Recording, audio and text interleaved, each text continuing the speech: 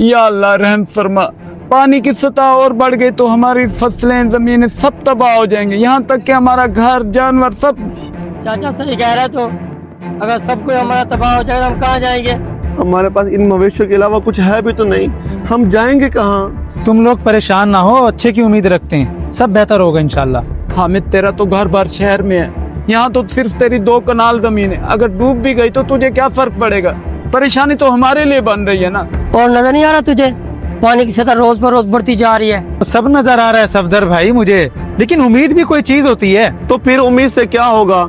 हमें कुछ करना पड़ेगा जिससे हमारे माल मवेशी बच जाएं। इसका भी हल है मेरे पास। मैं एक पीर को जानता हूँ, पीर जलालुद्दीन, बहुत पहुंची हुई सरकार है, दूसरी दुनिया की रूहें भी उनके ताबे हैं। ये तो उनके लिए कुछ भी नहीं है। क्या मतलब? कुछ भी?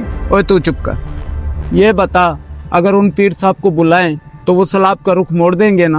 अरे हाँ हाँ चाचा, तुम क्यों परेशान हो रहे हो? बहुत पहुंची हुई सरकार है वो, ये सैलाब शलाब तो कुछ भी नहीं उनके सामने। और ये सब कुदरती आफात है, पीर साहब कैसे रोक लेंगे? भाई मेरा काम था तुम्हें बताना, अगर कहोगे तो। इसको छोड़, बस तू पीर साहब को बुलवा, ये सैलाब रुकवा दे। और सफदर तूने मेरे साथ चलना है। चलो ठीक है, मुझे फिर थोड़ा सा टाइम दो, मैं पीर साहब से ना टाइम ले लूं, फिर वो जो टाइम देंगे अपन उसी टाइम पे चलेंगे।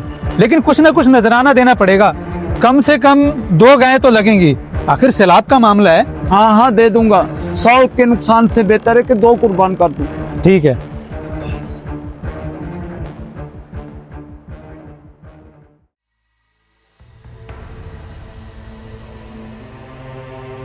पीर साहब कुछ भी करके हमारे गांव को सैलाब की जद से बचा लें।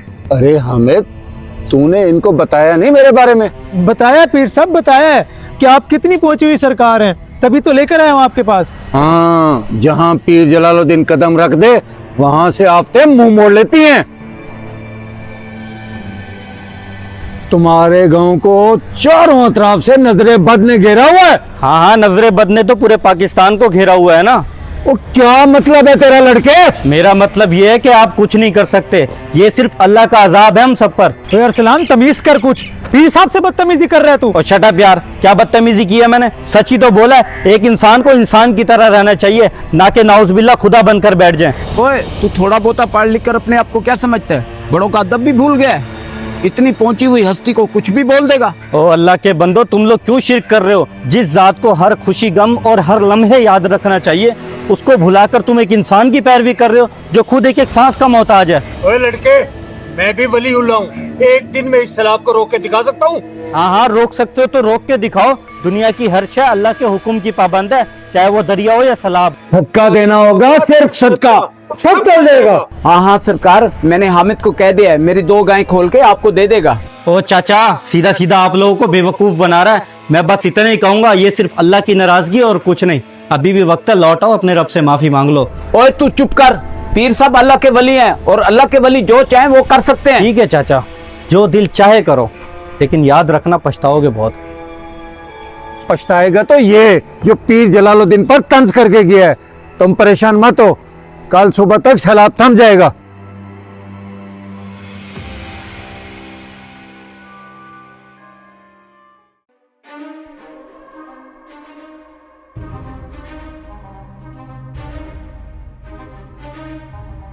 अरे वाह, पीर साहब ने तो कमाल कर दिया, सैलाब का एक भी कतरा हमारे गांव तक नहीं पहुंचा। अरे हाँ, ये तो होना ही था।